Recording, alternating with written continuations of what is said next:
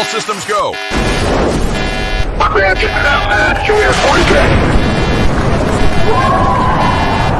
Houston, we have takeoff. Welcome to the Recovered Life Show. You're tuned in to a new episode of Recovery This Week with your hosts, Damon Frank and Shauna McKenna Vick.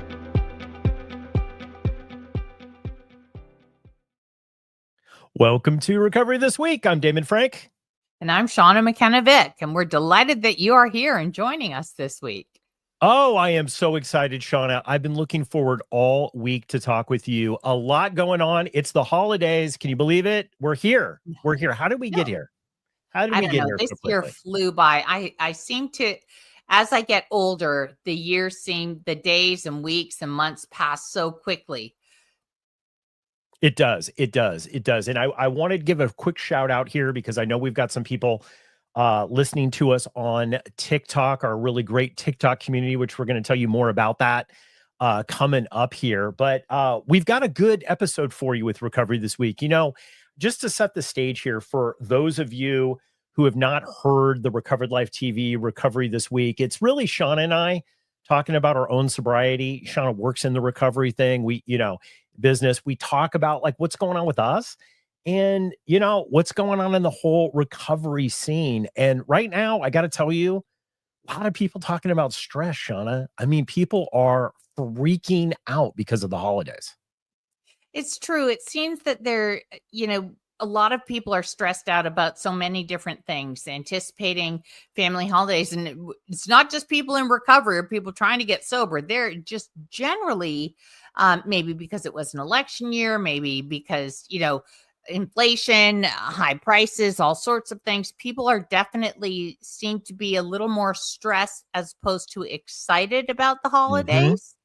And, it's really important to reframe that stressor to find a way to deal with that stress so you can enjoy the holidays, and have it be a positive experience. We were just talking before we actually launched the show, that holidays suck. Well, or can suck for someone in early recovery. Well, if we reframe it, that it's just an area of growth for someone in recovery, then it doesn't have that negative connotation. We have to be really careful about how we speak to ourselves, because we train our brain to go along that way. And if we're thinking, oh, the holidays are going to suck and all this, then we're feeding all that negativity into our own subconscious. And I just love to always find a way to reframe, and it doesn't have to be positive. You can even reframe just to a neutral. Yeah, well, we talk a lot about on Recovered Life about asking different questions. If we're constantly saying, what's going wrong here? This, what's wrong with me? How come it never works out? What happens is you just get more of that back. You just get more, it's not working out back. It's like our gratitude episode we did a few weeks ago. Mm-hmm. When you put things out into the universe. I was listening to a manifesting law of attraction meditation this morning, or a course, just listening to that. And it's whatever you put out in the world is what you'll gain back. So if you want to attract good things in, that's the premise, right? Yeah. You want to put out good things. So it's really important as we approach the holidays to reframe our thinking if we want to have a positive experience. Yeah, and this whole rewriting of it, I think you said something though that was very interesting. I don't know if you're experiencing stress right now. I mean, we both have families. It is tough sometimes. It is. I just started to get stressed out about gifts, and we're not doing a ton of gift exchanges this year. I know people, money is tight right now.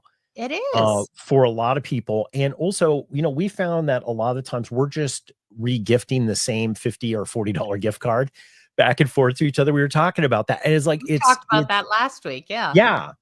Yeah. So like we're getting the kids stuff and all that, we're doing that, but like we've kind of slowed down on the pressure of having to buy everything for everyone. It just, it freaks people. It is a lot of stress to come up with the money every year. And the whole expectation of the financial and the ideas, right? Like I went to get my hair done this morning. We've already covered that. And what I do is I bake this Irish shortbread, and I bake tons of it. I bake a batch every single day, and I buy the containers, and that's what I give to people. Like I gave to my hairstylist this morning instead of buying her a gift. What can I, in the past, I might have bought something that was $20, $30, $40 for service people and stuff. And honestly, I know when I receive gifts that I don't necessarily want, they can collect dust. I mean, I don't want to go down that path, but it's not necessary. According to me, Shauna McKenna Vick says it's not necessary to buy gifts for every single person in your path. No. And it's very, very tough because when you're trying to buy gifts for everybody, you don't know what to get, the financial side. I have to show you this TikTok. I found this TikTok, and I'm going to narrate it do this. Okay. for people. I'm going to narrate it because I have to tell you, it's so what's going on in the holidays for most people.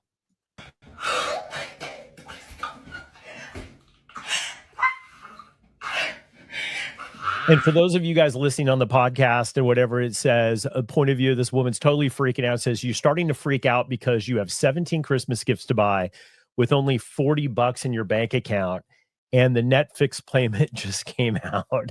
Right? That is most. That's reality. That's reality. Yeah, that is absolutely reality. Well, it's reality for some. If you have that feeling of obligation that you have to buy gifts for everybody. I mean, 17 gifts to buy. I don't have 17 gifts to buy. We made a decision ourselves. My husband said, "What's on your list?" I said, "I really don't have anything on my list. I don't want a gift card. And, if I can think of something, I will. But for our greater family, all my nieces and nephews, we did an exchange. We just picked one name. So my daughter picks a name and she buys, and I pick a name. So for our family of however many we have, 13, we're only buying one gift instead of buying 13 individuals." I love that. You know what? I think reinventing how you were talking about how to talk to yourself, how to, how to ask these different questions, to rephrase the thing. Like, so many people have had bad trauma holidays. And so they come at it, and the dread starts early. We were talking about this way back in Trick or Treat Land in October, right? We were talking about how we just literally are so stressed out because it's building, right? It's building. I got to show you this too, because I found this news clip here, and I think it says it all, because it's not just us, it's everyone, right? And I have to remember that it's not just because I'm in recovery or because people in recovery. This is everyone. Check out this news clip I found. 15 days away from both Christmas and Hanukkah. And while the holiday season can bring joy, it can also bring a lot of stress, right? According to a 2023 survey by the American Psychological Association, 89% of Americans are feeling stressed right now. So you're not alone. In fact, 41% had higher stress levels during the holiday season than any other time of the year. Some of the reasons, and you know them, it's not enough time, financial pressure, gift giving, and then unfortunately family gatherings. Those can be stressful as well. So, it's not just us. I mean, look at those numbers. Look at those. That's crazy. 89% of people. Yeah, that's an epidemic of anxiety. It's huge. But I mean, when we're in an epidemic of anxiety in this country anyway, because we have so many expectations, so much pressure that we put on ourselves. Yes. How we've changed. You said, "Oh, Shauna, are you getting stressed?" And I didn't answer. And no, I'm actually not. And I've got a lot coming up. We're traveling as a family up to see my dad in Toronto, Canada. We got a 14-hour drive ahead of us because you know what? Flights were too expensive. So what are we going to do? We're going to drive. And, some ways we manage the stress here at home, or at least my stress, because I do a lot. We sat down as a family, my husband, daughter, and I said, what about decorating? Do we need to put up the tree? Do we need to get a tree? We're going to be gone for a certain amount of time. And we do have people staying in the house while we're gone. So we decided we wouldn't get a tree, but we'd take out some other decorations. So it's minimal, but it feels a little festive. You put up some twinkle lights and you automatically feel festive, right? Exactly. And so we we address those kind of things. We don't have to decorate because it's the season. We decorate for what we enjoy. There's, I have this saying, according to who, right? Oh, we have to go nuts and decorate our house for the holiday season. It has to be perfect. According to who? Who said we have to, right? We get to set what we want to do for ourselves, and then managing expectations as well. And we're going to get into the family thing. I'll talk a bit more about that when we talk about the family gatherings, because we have a big family gathering happening in Canada. And so there's some cute things about that. But I think for managing the stress, we have to really be honest with ourselves. And are we showing up as our authentic self and what's good for us and to maintain our peace? Yes. Or are we doing things because of the expectations of others and what we think they're going to think of us? Well, yeah, wow, that's deep. Okay, this Thank made you. me think a little bit, because I'll tell you, you were talking about decorations, and I shared Right. I shared on the lives that we were doing this week that I woke up beat, because since we do decorations here, and I realized I was starting to get a decoration resentment. Like, I hate bringing out the tubs. And I was just physically, it was a lot this year for me. I don't know why. Maybe because I'm getting a little bit older. It's a lot, right? And we sometimes forget to enjoy what's going on. And I think this, especially people in recovery, because we're already heightened, because tis the season for the work parties, for the problems with, dealing with coworkers and alcohol, and all of that stuff that goes with it, plus the family drama. A lot of us come from families that are dysfunctional. So trying to navigate that and the expectations that you said, I have to remember that I also have to enjoy it. So, like, one of the things that I'm trying to do is I try to do something just for me, because a lot of the times when you have a family, the holidays are about giving to others. It's not really about you. But I try to carve one thing out for me that I could do every year that's just for me. That's beautiful. I'll have to add that in to mine. I'll think about it. But another way to get through the holidays is, we are busy. It says lack of time was one of those things, right? We feel pressed for time. And so we might cut out our regular things like exercise or prayer or meditation, or the things we do to keep us balanced year round, where in fact we should be increasing the time we spend exercising or in prayer and meditation or going to recovery meetings. Increase that time so that we have what we need to meet others as ourselves and not be stressed out. If I cut out my meditation time in the morning, I would tend to be more stressed during the day, because I don't have that pause or that calm feeling that I get when I recharge my mind and body through meditation and make that spiritual connection. So I see it as spend more time doing the things to care for yourself, and then you'll have more of yourself to give to others. Absolutely. You know what? You do have to put your oxygen mask on first. One of the things that we've been talking a lot this week in Recovered Life is that if you can't stay sober, you're not going to be able to do the rest of things. So this whole thing about this expectation, I got that kind of early on. Like, it's great to show up for family, but if I can't stay sober, I'm not showing up for anybody, right? Like, so you got to take care of yourself first.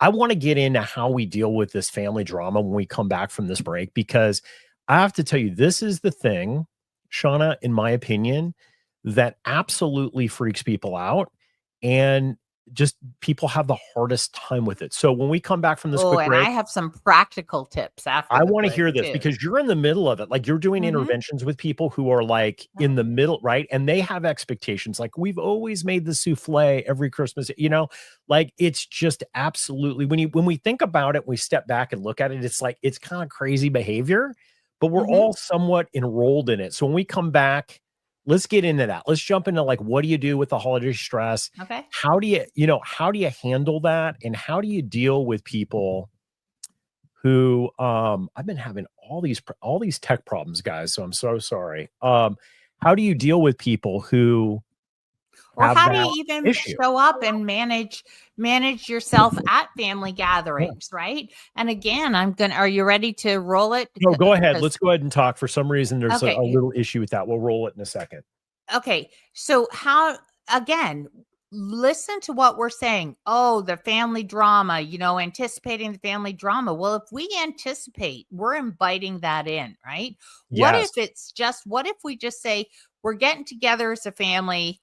Everyone has their own unique personalities, bring their behaviors, maladaptive or whatever, and I'm going to show up and I'm going to have a great time, right? And how can I do that? And how can I manage when things do get out? Because people tend to imbibe more. And I'm not talking about alcoholics. I'm talking just generally. People do tend to imbibe more over the holidays, drink more, and it can get emotional. It can get, tempers can flare, arguments can ensue, and it can feel a little stressed, especially if people bring up topics like politics, religion, or anything. And so I have some practical tips that I've used through the years, not necessarily because I'm anticipating family drama, but how do I make the most out of the connections with the people that Yes. are there, right? Like, I don't always see my nieces and nephews when they were away at college. We only saw them at Christmas. So I would, one thing I do is, if I am uncomfortable, and this was me when I was in early recovery or even in recovery, if I'm uncomfortable in my own skin at that moment, I will go and start cleaning up the kitchen, and I'll pull in one of my nieces or nephews and say, come on, let's start cleaning the kitchen. And I get to Oh, I love chat that. with them, spend time with them, and be of service, right? And I'm actually doing something. So I'm in my thinking mind. I'm not in my emotional mind, just sitting, listening to people, wondering how to contribute. Because a lot of people I don't have social anxiety, but a lot of people have social anxiety, and being in a crowd and wondering what to say. And you can start to bubble up. So I'll just, like I said, go into the Yep. kitchen, start cleaning. And I learned that from one of my aunts when I was a kid. She would always get up from the table, be one of the first people from the table or out of the room, and go in and start cleaning up the kitchen. She'd haul me in there and say, come on, Shauna, let's do it. And I would be sitting chatting with her. And I had no idea, reflecting on it. Maybe it was because the conversation was getting heated or whatever, but it was a time for the two of us to connect. So that's one of my tips. And then I have another one.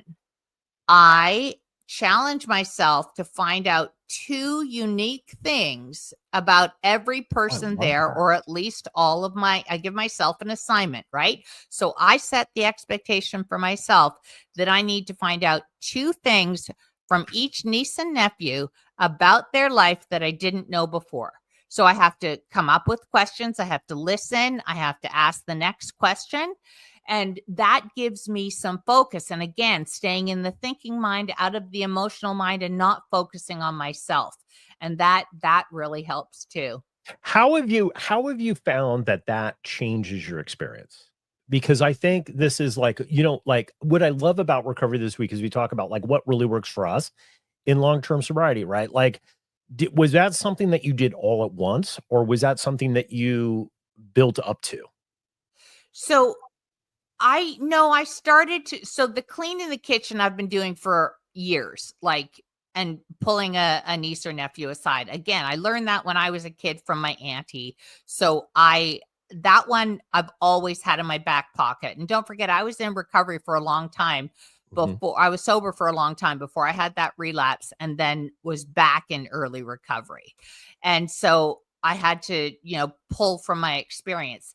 The thing about, asking the questions or creating the assignment for myself, I would say that happened over time. I really wanted to connect and not just say, oh, how's it going? Okay, what do you say? How are things? Good. How's school? Great. And Well, the that is most conversation's of it, over, right? right? Isn't that like most of the conversations? Right. But And what about, so and tell me one of the, coming up with, thinking about things to ask before you go. yes. Then you're not worrying about, well, what are they going to think of how I'm dressed or how I'm acting, or how you're not thinking about yourself, right? But I know that I have one of my nephews has started a new job. So I get to say, tell me exactly what you do, say from 10 till noon on a daily basis. Are you talking to clients? What's that experience like for you? What have you found challenging? And really asking the next question. And so then I'm focused on engaging him and making that connection. And you said, what are the results from that? One, they're happier because they feel they're actually they have value, right? I'm asking about them.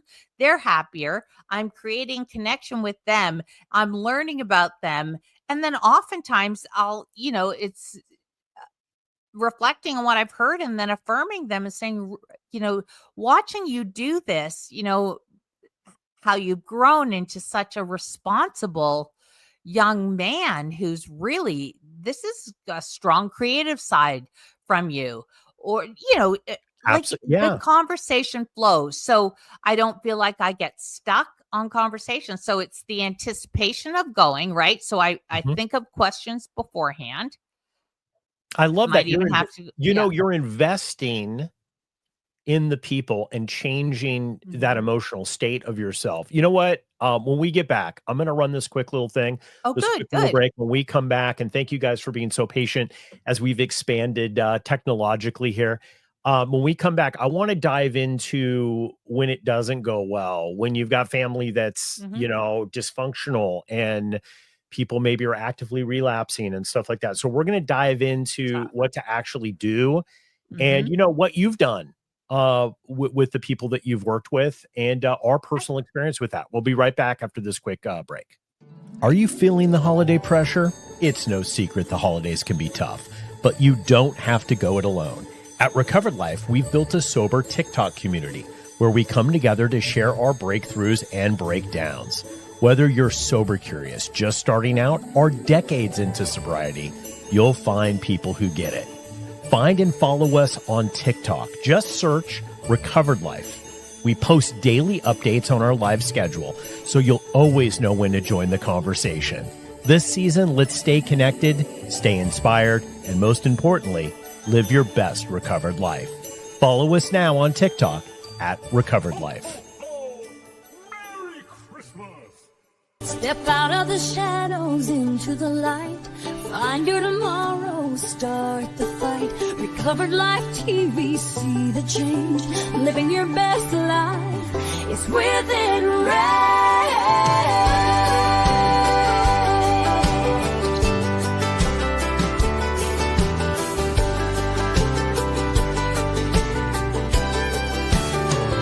Visit recoveredlife.tv today. You're listening to The Recovered Life Show, the show that helps people in recovery live their best recovered lives. And we're back. I've got Shauna, McKenna, Vick on the line where this is Recovery This Week, where we talk about what's going on with us. Look, we promised, Shauna, that before the break, we were going to talk about drama, like what happens when things don't go as planned. What happens if you've got total codependence in your life? What if you've got family that has unrealistic expectations? And quite honestly, family that's not going to change. They're not, we're not going to be able to change them. No, generations, you have intergenerational patterns and themes that have happened in families and, like you said, codependent or maladaptive or dysfunctional families and behaviors. I mean, that's just how it is. Now, as we get stronger in our recovery and we learn about boundaries, that makes a big difference, right? Like what I'm okay with, what I'm not okay with. Someone says something or sends a text and I say, you know what? Please don't use emotional blackmail with me. I'm not okay with that. Ooh, you go hard. Well, you don't play. When appropriate, okay. Right? Wow, that's good. That's really good. When appropriate. But if you're showing up and you know that Uncle John's there, he usually drinks too much and, gets a little crazy. There is nothing wrong with moving rooms, Damon, or going into the kitchen to clean. Why do you think I, stress that one? Or pulling someone aside for a one-on-one chat. Just the things we said before the break. But how about even going into the bathroom and praying, meditating, putting on a guided meditation for 4 minutes, calm yourself, doing some box breathing, using tools to calm yourself so that you don't have to react to what's going on. I have done that. Okay, so I have done that. I think, we've been talking a lot on Recovered Life about these bumper strategies, like making Guardrails. sure, Setting up guardrails, bowling. It's like the the bumpers, bowling right? with the bumpers, right? Because you Yep. don't want to be, the one thing you don't want to be is just like off the rails. Because when you're dealing with people who already and what I found, I'm just like, let's get on it. I love how you just set the boundary really strong. I've not been great at that, like in my life sometimes, like, because a lot of times if you are in recovery, you're dealing with other people in your family that are probably codependent, alcoholics, stuff like that. So the Because it's a expectation that family people disease, have, the family systems. Yeah. exactly. I got to show you this TikTok that I found because I think you'll totally like it. I think she breaks down exactly what's going on with a lot of families here. Let me show you this. Something to remember this holiday season is that even though your parents are your parents or your other family members are adults, they may not be emotional adults. They may be operating from their own trauma and their own inner child woundings. And they may be showing up not as an adult, but as some younger part that got stuck somewhere in the past. And as we grow up, it's really important to remember that you can begin to just have compassion for them as people and be with them where they are, as opposed to needing them to be some version of mother, father, aunt, brother, whatever it is that you have set on them. Instead of expecting them to be a role that you have expectations, just be with them and notice what they're capable of. Because a lot of times our expectations or our needs are not met because people are not capable. They're just not capable. And so if you can move from just seeing them as a role into seeing them just as an imperfect person, you might have a lot easier time this holiday season. Mm-hmm. I just love that. I love that, looking at people as imperfect because we're imperfect, and looking at them as it is, as opposed to what you want to make it to be. Right. And give them grace.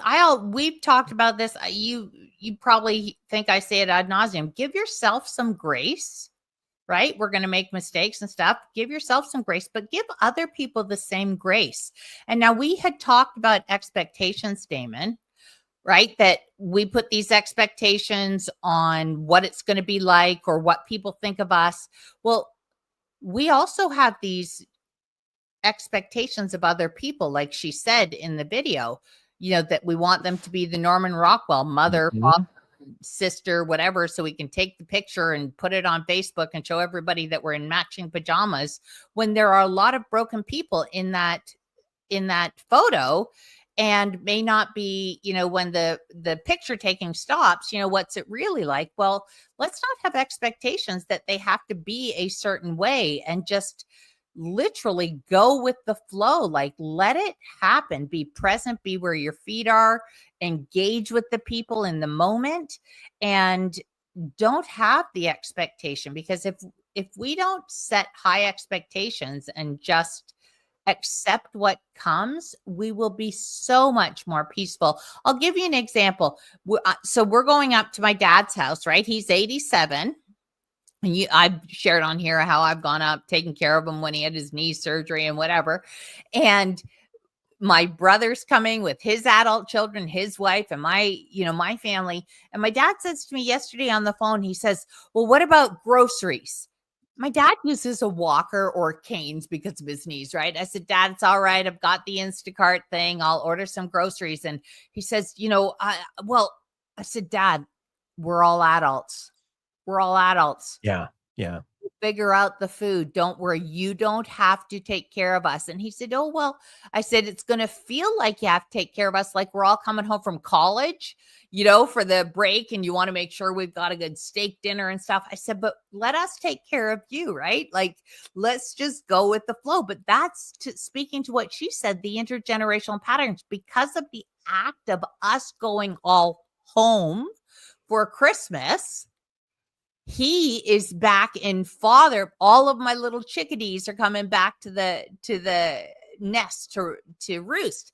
And I said, Dad, we're going to take care of it. It's all going to be good. When he comes down to our house, we seem to take care of Christmas very well.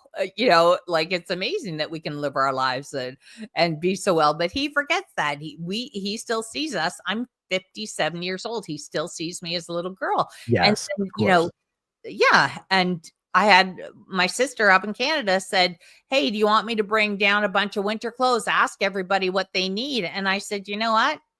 They're adults. They'll figure out. They know we're going to Canada. They've got to figure out their house. I don't have the bandwidth to go and ask people and anticipate the needs of everybody. No. Well, overdoing it. Overdoing it. Yeah. Okay. And I am guilty of this. Overdoing it causes a lot of misery because it's like, it's never enough. We talked about the financial thing before, but it's not just that. It's just it's the constant, and this is a lot with codependency too, which is an addiction in my opinion. Codependency is like trying to make yourself okay by others, right? By basically manipulating others, trying to change your emotional state by doing that. Same with alcoholics. Like we try to change our emotional state by drinking. They do the same thing. So the fact that one of the things I got, Shauna, very early on in recovery, like first 3 years, is that people are not going to change necessarily. Like they might, but I have really zero effect on what people are going to do. Yeah, none, zero effect, right? Like we can't go and demand, oh, well, it has to be this way or has to be this way or alcohol free, or we can ask, Damon. Yeah. But people are allowed to say no and say, no, that's not how we're doing it in this family, or we're uncomfortable with that. But we get to say we're uncomfortable. The other thing, let's get back to people in early recovery. You said that you've been on some TikTok lives with people who are actually getting sober now before the holidays. Like, more power to you. You'll have a more peaceful holiday, but you have to set yourself up for success as well, which means, and I'm going to say it, giving yourself the grace to say no to events that you don't feel comfortable going to. And oftentimes we will feel obligated to go somewhere, Damon, because we're afraid of what others will think. I can't believe they're not coming. And a lot of people have a hard time with that in the office setting as well. They don't understand that you can bumper your time. You can go in, have a hard in and an out, that people aren't going to remember you. And I think this is a recovery thing where, we talk about the bondage of self a lot. We talk about being right, the bondage of self. And the reality is people aren't thinking about us 24/7, 365. You know what I mean? They're not. Even when you're at a family gathering and you choose to leave early because you're uncomfortable or you're tired, or for whatever reason, it's time to leave. And we think the whole way home, my God, they're going to be mad at me for leaving early, and they're going to think I'm rude and whatever. Well, just what you said, they are actually not thinking of us at all. They have continued on to enjoy themselves, what they're doing. They're not thinking of us, but we are so obsessed with self that we think everyone else is thinking about us when they're not. And and guess what? Even if they are, it doesn't matter, because if we have self-protection going on and we want to stay sober and we're doing this, then we are the ones who are, it's okay. Even if someone thinks we're doing the wrong thing, it doesn't matter. If we're showing up as authentic and being true to ourselves and to our recovery, then we know we're not intentionally harming anyone. then we know we're okay. I mean, I even, I've got good, strong recovery, and we have an event this weekend. It's our regular once a year Christmas thing that we've been doing with the same group of people. And I know that if I feel like it's time to go, that I can say, thank you for the lovely evening, and we're going to head out. And my husband and all I do is look over at him and I give him the nod, and he knows that I'm done. Right. Like, we have that Christmas thing too. Yeah. And I always say, like, I don't really, my life and the people around me, I'm not around really heavy drinkers, like not a lot. Mhm. But the only alcohol issue I typically have is that people know that I'm sober, and they have a friend that they're trying to get and sober. they want you to, and they want you to talk alcoholic. to them. Yeah. Yeah, like there's that thing which if you stay sober long enough, guys, you will definitely you will definitely deal with in recovery. This has been great. There's been so many takeaways here. I love in short, I got to ask you at the end though, because I think this is very, very important. And I know a lot of people join us on TikTok and on YouTube and stuff, and we're actually going live when we record this now. But there are times when you're, especially in early recovery, where maybe you just can't go. And I know there is this, it's very, very tough, especially if you come from a family of, maybe there's the boundaries are weird. There's a lot of expectations. There's been a lot of people who are like, man, should I go? Should I not go? You being an interventionist, I want your take on this, because I tend not to, Shauna. Like, I'm like, okay, you got to really think about this. If you think that your physical sobriety, you're not going to make it. Like I said before, if you don't stay sober, you're not going to be able to do anything else. Right. When do you know, as an intervention, because you're dealing with people in early sobriety all the time, when do you know, Shauna, when it's like, this just isn't safe for me to do this? So I think it's an individual thing. I think if there's a question in your mind about going, really, really dig deep into that. Like, this family gathering or this gathering of individuals, it's who I used to drink with. I don't know if I'll feel comfortable going. You don't need to go. I think as an interventionist, I don't tell people what to do, right? Like, I invite them to really look at what's going on with them. I can make suggestions for sure, but I can't tell people what to do. If there's hesitation or there is a concern, or what you said, any risk to your physical sobriety, whether it be emotional, the fact being around alcohol because you haven't been around alcohol, there's no reason you can't say, thank you for the kind invitation. I won't be able to make it this year. You know, and where guess you know what? where the That's a turmoil is long for enough me? answer. Sorry, go ahead. And by the way, I don't want to say that again, because I think this is very important for people to hear. Say thank you for the kind invitation. I won't be able to make it this year. Period. Perfect. Stop. I love That's it. I love it. You don't have to say, because I'm in early sobriety. Correct. Da, da, da, da. You're just declining the kind invitation. You know where I draw the line? I'll tell Where? you the one thing where I can put up with a lot, but if it passes this line, and I've told people this that I've worked with in recovery, either coach them or do a 12-step thing, where if you're going to go to the event and they're going to actively try and get you to drink or encourage you to drink and really kind of goat you on, that for me is the absolute hard demarcation line. That is the border. You never go to something like that, especially with family, because they have an emotional, they know where all of the emotional chords are, right? They can push all those buttons and pull all those levers, and that is not a place to be. So if there's no one in there that's for you staying sober, and it gets it somewhat, just somewhat, it could even be a grandma that says, I support that. You know what I mean? I say no go. I say don't do it. It's not worth it. No, it's not worth it. And it comes from the strangest places. I just had a client leave her 30-day treatment stay to go on to sober living, and her dad picked her up and she had turned 21 while she was in treatment. And he said, do you want to get a bottle of champagne to celebrate your 21st birthday? Right. I see. I hear Your that. daughter was just in rehab. Yes. She was in for, a ketamine addiction, but I was so taken aback by that. Like, that would be unsafe. Someone like that would be unsafe to be around in early recovery. Yep. And you know what? And you have to ask yourself in those situations, because I've been in a couple of those situations with friends.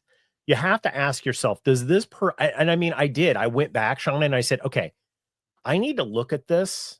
Like, I need to really think about this a little bit. Does this person just not know? Do they just not know? They just really are That's not possible, yeah. educated, right? Which I think is a lot of it. Which is, I think that people don't understand. It's like, no, you can't. That's not a good idea. Or are these people really not on Team Damon? If they really don't want to see me succeed, right? And sometimes, unfortunately, I've had to make the decision sometimes to walk away because they're not on Team Damon. They're not, and I don't need people to tell me what I want to hear all the time. But this is clearly, if you loved me, you would not be encouraging me to drink. No. I don't need you in my life. No, you know what I mean? I don't need you in my because life. usually it's more about them, that they can't not drink. That they is can't what it's fathom about most of the time. themselves. It's about them.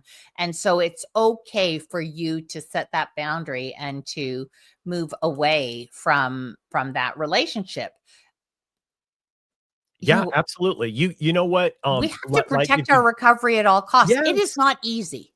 You ask anyone who's trying to get sober or who's gotten sober and is in early recovery, they will say it's not easy. And it does get easier. I want to encourage y'all as you learn. Like Damon said, did you just come up with all those tips all at once? Or no, it's growth. It's figuring it out. It's learning things. It's listening to podcasts. It's working with a coach. It's working with a therapist. It's taking care of your own self. And as you grow, you come up with ways to manage things. But it's not easy in early recovery. It's not. And you know what? And the fact of the matter is that you're doing it. You have the awareness now.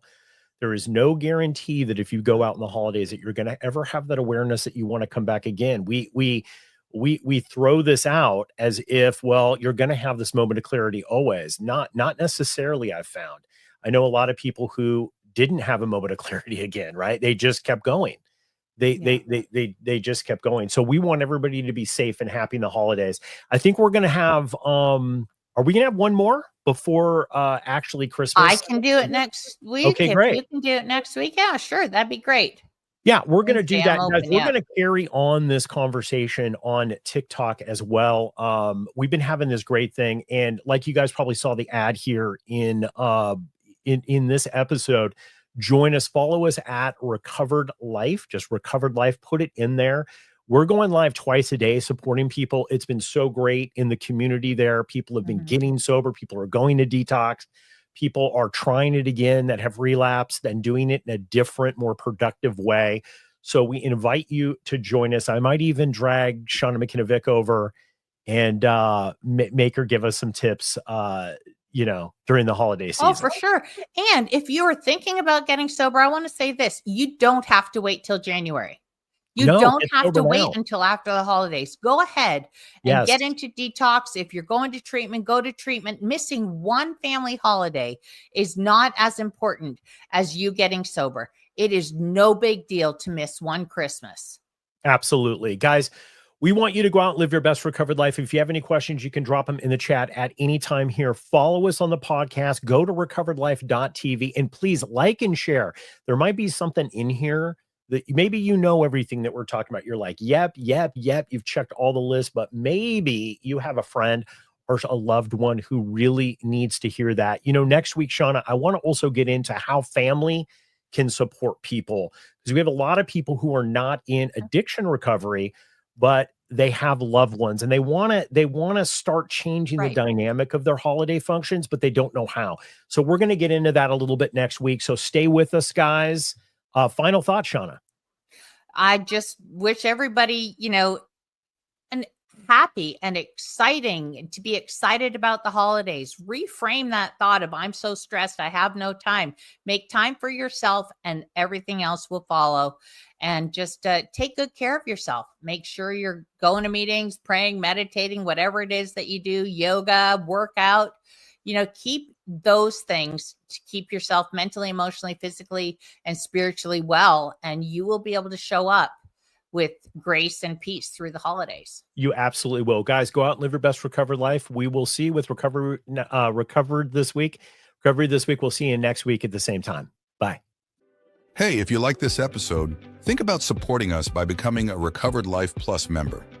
At Recovered Life TV, we're not just delivering premium recovery resources, we're empowering you with the knowledge and tools that make a real difference in the quality of your recovery.